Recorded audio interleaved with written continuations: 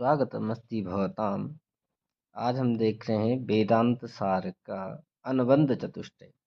अनुबंध चतुष्टय प्रत्येक ग्रंथ का होता है। अनुबंध चतुष्टय क्या है? अधिकारी विषय संबंध प्रयोजनम चेति अनुबंध चतुष्टय। ये 4 अनुबंध चतुष्टय कहलाते हैं। अधिकारी, विषय, संबंध और प्रयोजनम। अधिकारी कौन है भाई? वेदांत पढ़ने का अधिकारी कौन है? तो जो कैसे हो? विवेकी व्यक्ति हो, नित्य और अनित्य जिसका विवेक हो, वैराग्य से युक्त हो। वैराग्य का अर्थ है यह और पारलौकिक दोनों प्रकार के भोगों से जिसकी विरक्ति हो, आसक्ति न हो, जिसे यह लौकिक मतलब ये सांसारिक और पारलौकिक यानी कि स्वर्ग आदि की भी जिसकी अभिलाषा न हो, ऐसी सत संपत्ति से वो संपन्न होना चाहिए और मोक्ष की इच्छा रखने वाला, ये वेदांत सार को पढ़ने का अधिकारी है। अब विषय क्या है? वेदांत सार का विषय क्या है?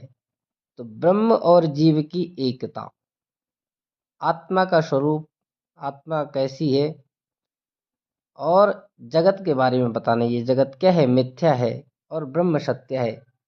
ये जो है इसका मुख्य विषय हो जाएगा। अब संबंध, संबंध क्या है? शास्त्र और जो शास्त्र में ज्ञान है उसका संबंध क्या है? आत्मा का शास्त्र से क्या संबंध है?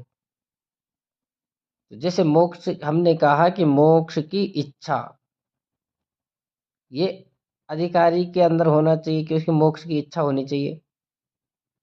तो ऐसे ही संबंध क्या है? शास्त्र में और ब्रह्म में क्या संबंध है, जिसका इसमें निरूपण किया गया है।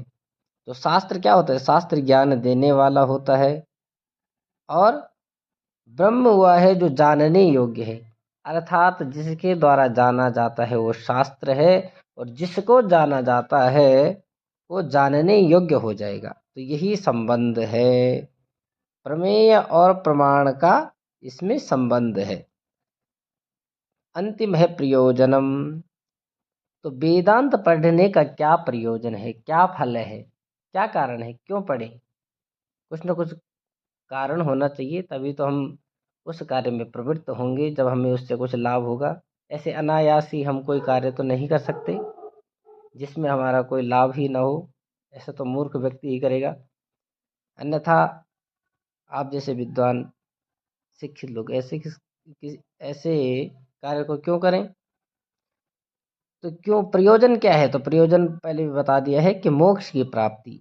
मोक्ष की प्राप्ति क्या है? इसका मुख्य प्रयोजन है आत्मज्ञान होना। आत्मज्ञान होना, अपना स्वयं का ज्ञान होना, ब्रह्म का ज्ञान होना, आत्मा का साक्षात्कार करना, जन्म मरण के बंधन से मुक्ति, यही मोक्षत्व है। परम आनंद की प्राप्ति करना, जो शाश्वत है, जो नित्य है, ऐसे आनंद की प्राप्ति करना, ब्रह्म में जो है स्थापित होकर के ब्रह्म तत्व में लीन होना, यही इसका प्रयोजन है।